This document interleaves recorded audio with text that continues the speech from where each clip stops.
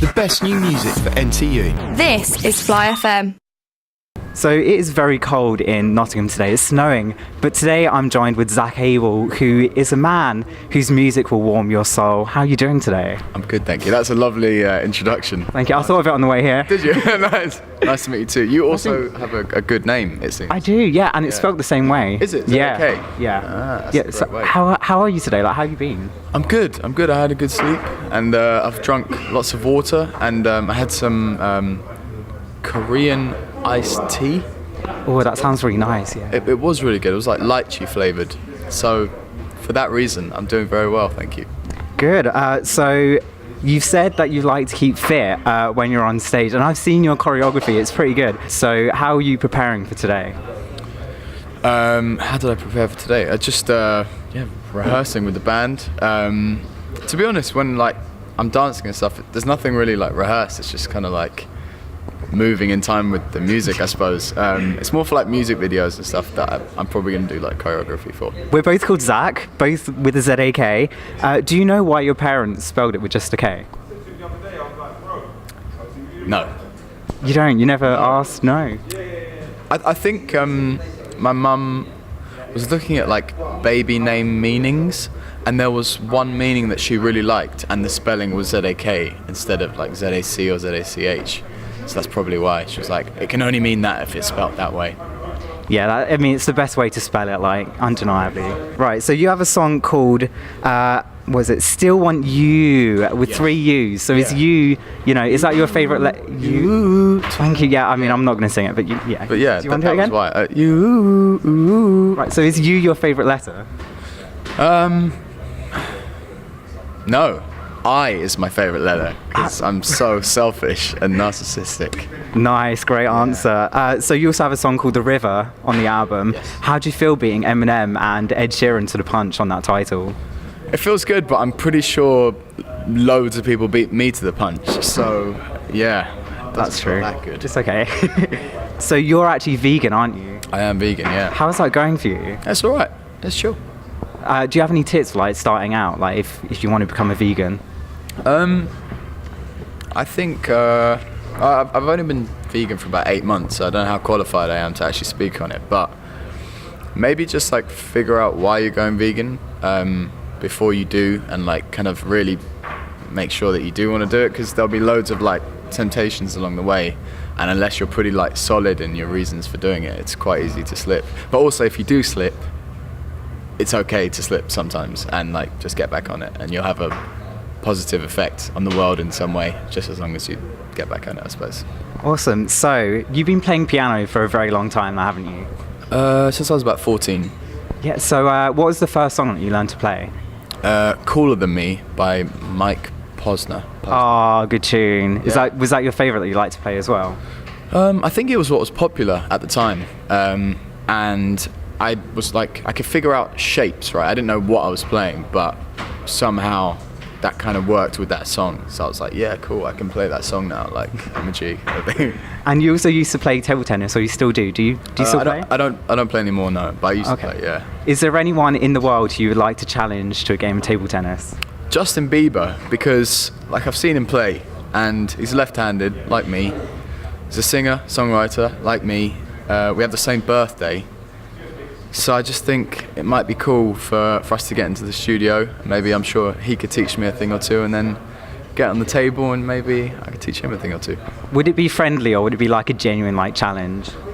I feel like we're both quite competitive. This is just like videos I've seen of him, and I'm really, really competitive. So probably it would be quite competitive. Cool. And if you could perform with anyone in the world, dead or alive, who would you choose? I think Michael Jackson, just to like be on the same stage as someone that's that great in so many different areas of music. I think that'd be pretty cool. Do you have any musical guilty pleasures? Let's have a look. What am I listening to at the moment? Define guilty. Something that you'd be ashamed to admit.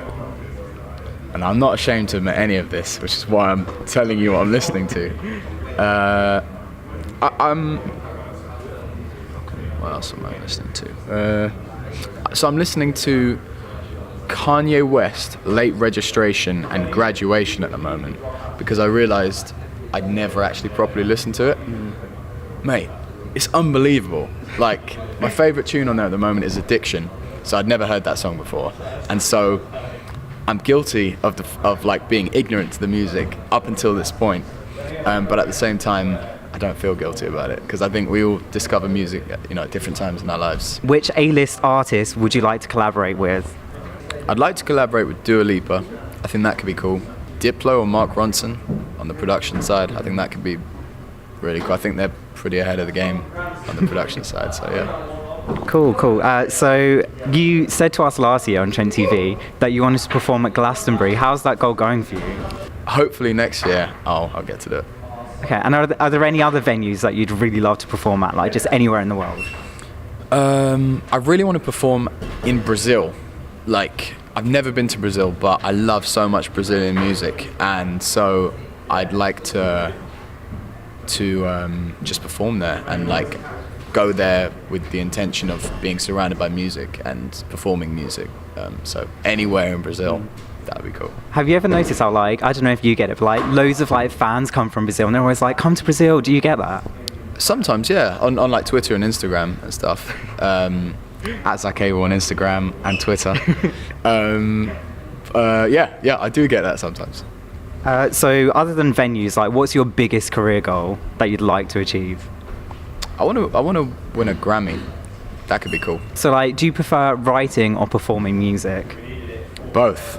I can't choose between the two. I think with writing, when you come up with like a way of saying something that you want to say in like the perfect amount of syllables, or like the exact words that you wanted to say but you couldn't put into words before, that's an incredible feeling.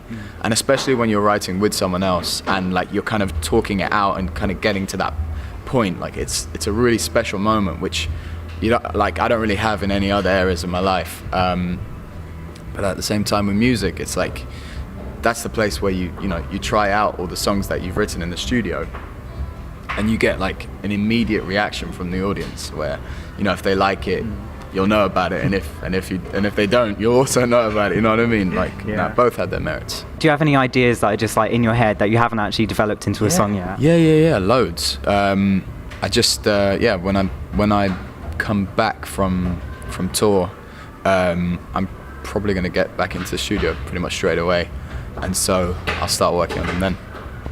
And talking about that, is there like a certain mood or like experience that you kind of like try and get into, like when you're writing? I think the point of like songwriting is to try and express some story of like the human condition, or like something that I'm going through, so that one, it's like a cathartic thing for me, but also it might be useful to other people, right? So I think my intention when I go into a songwriting session is to just try and convey what I'm feeling or what I'm going through in the most understandable way possible, and yeah, hopefully that works. And that leads really nicely into my next question, which is like, what do you want your audience to feel when they listen to your music? Whatever they want to feel. From a selfish point of view, I like the idea of me being able to talk about something in my life and someone else being able to understand it. But I think music it means so many different things to so many different people, and it's not really up to me what a song makes someone feel. Like, I could write a song about a table tennis competition and it makes someone else feel, sad about missing their dad. You know what I mean? And that's great. Like, that's useful to them in some way. So I don't mind. You're currently working on album number 2, yes or no? Yes. Yes. What can we expect? I'm really excited. So I'm nowhere near finishing it, but just kind of more of the same thing. Like, I think production. No, not more of the same thing in terms of like production and stuff. But in terms of honest songwriting, I'm trying to go deeper if I can and talk about things which are interesting to me, and I really want to try and get some more collaborations on this album. On the last one I had Wretch 3-2, which was amazing. But yeah, I'd like to have some more collabs. Is there anything that you'd like to say before you head off now? Thank you for watching, the people of Nottingham. And yeah, if you came to the show tonight, I'm talking to yourself. To myself. In or the to future them, tense. in the future, past, present people. I hope you had a good show, and thank you very much for coming. And if you didn't come, then hopefully when I do another show in Nottingham, you'll come to that one. That's very confusing, but thank you very much. Yeah, thank you.